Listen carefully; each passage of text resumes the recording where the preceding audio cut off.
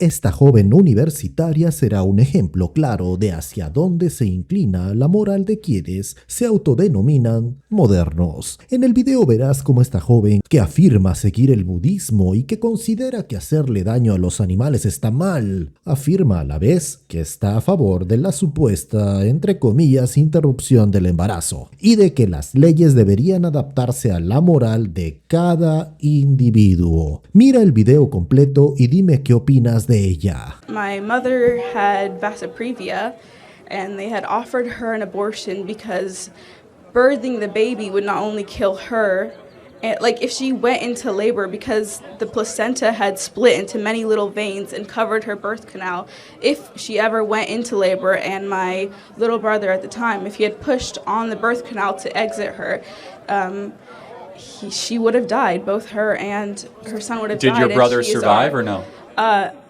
I want to continue with this point. Parece que no quiere responder porque la respuesta no va a ser favorable para su argumento. So she was offered the opportunity for an abortion because not only was she the main breadwinner of her family, but she is also raising 2 kids as well already. She's the right to an abortion is possibly could have saved her life.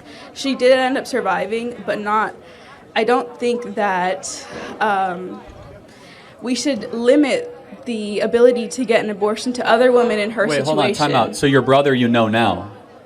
Huh? Is your brother survive or no? Yes, he did. Wait, so aren't you glad your brother wasn't aborted? I mean, come on.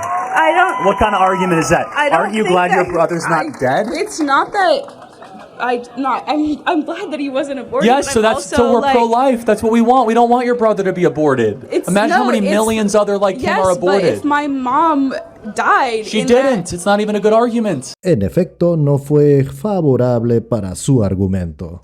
Well, there's so many people that did. No, that's not correct. I said that earlier. It only happens a couple dozen times a year, and the baby could be delivered by C-section. People with vasoprevia have a much higher rate of death than other women who are pregnant. Yes, this happens maybe a couple hundred times a year, and there's 1.5 million abortions every single year. This is on the extreme of the extreme. If we have to take away abortions, then we're taking away from everybody, even the people who have a medical need for abortion, where the baby is going to kill them if they come out. Again, I can grant you that, fine, we'll have those exceptions. Can we make abortion illegal for the other circumstances? No, because so maybe it's not about those circumstances. No, You're it just is about using those, it. Oh, it is really? about those circumstances, because when we take away those rights from everyone and we go into a hospital and there's an emergency need to remove a baby, then we have to prove that there's an actual emergency need instead of just it being an automatic right. Then doctors aren't going to be willing to... You don't have a right to murder another human being. It's not necessarily a right. It's just the ability to. So when your brother was in your mom's womb, was your brother a human being? I mean, I don't want to argue that. I think that we could argue about that. It's not an argument. It's a question. When your brother was in, useful. When your brother was in the womb, was it a human being? I believe that.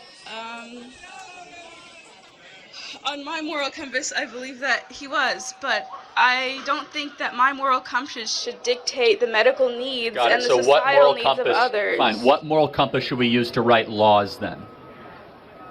Not necessarily a single one. I think that everyone's moral compass is different, and that we should be able to. Which one should say? Let's, for example, the one that supports women the most, the one that allows women to get medical. Why is that? Why is that good? I mean, by what book do you reference? By some moral standard you're appealing to. What is it? Bueno, la ética sin límites no es libertad, solo es caos con buenos modales.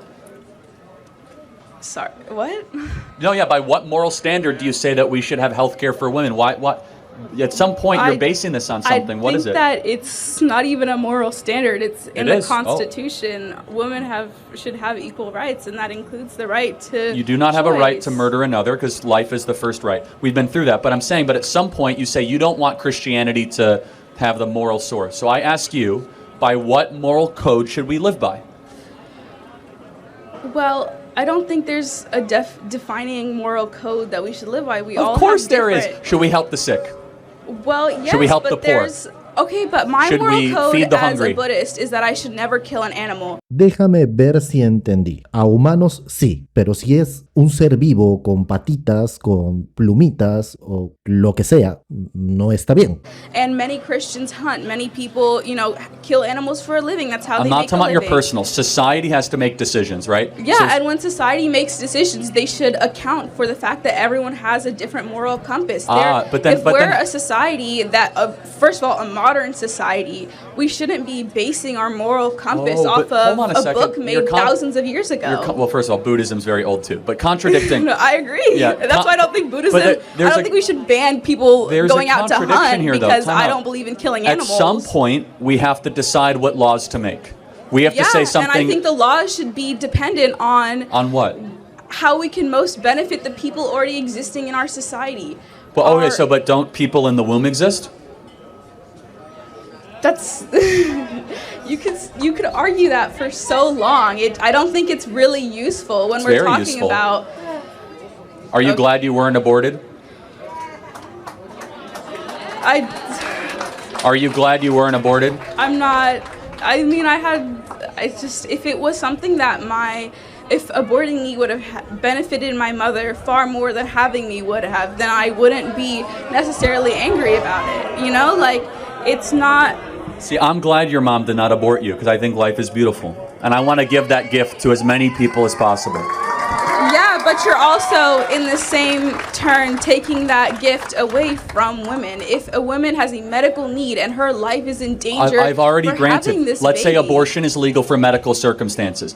1.4 Okay, million. but then when we get rid of abortion for those exceptions, right, we need to think about how it is applied in the actual. Abortion is the number one form of birth control in the country right now. Over 1.4 million abortions every single year for non-rape, non-incest, non-life of the mother. Personalmente entiendo hacia dónde iba Charlie con ese comentario, pero mira cómo intenta rebatirlo esta joven. Really the number one form of birth control in this country? Well, that we know I highly of. doubt Well, actually, that. if you think I'm about sorry, it, if you that's think crazy. about the day after pill. That's crazy. Right? If you think about the People day are spending after pill. $50 for a abortion instead of the pull-out method, getting a condom. You really think, Hold on. sorry, in your twisted worldview, you really Hold think on, the let's think number about one it. form Plan of birth B. control is abortion? Plan B. I'm sorry, that's crazy. No, Plan B, right? Abortifacients, at-home abortions, chemical abortions, surgical abortions.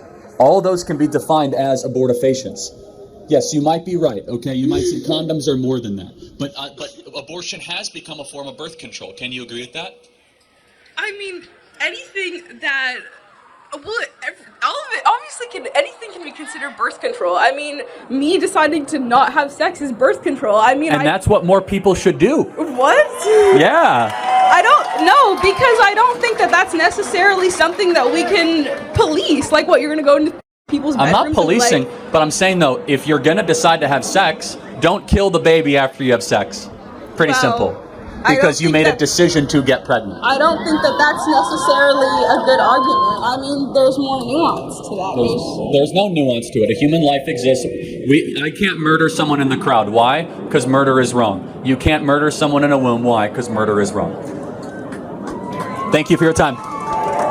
Vivimos en tiempos tan modernos que la brújula moral parece haber sido reemplazada por una ruleta. Hoy, lo que está bien o mal depende más del estado de ánimo del día que de principios sólidos. Y así uno se puede encontrar con ideas como esta. Hacerle daño a animales es impensable, pero poner fin a una vida humana en desarrollo es simplemente una decisión personal. Porque claro, defender a los sin voz aplica siempre y cuando tengan patas, cola o plumitas. Lo interesante es que muchas de estas posturas se sostienen en una mezcla de espiritualidad selectiva y lógica a la carta. Se eligen tradiciones de paz y compasión, pero se les da una vuelta adaptada al siglo XXI.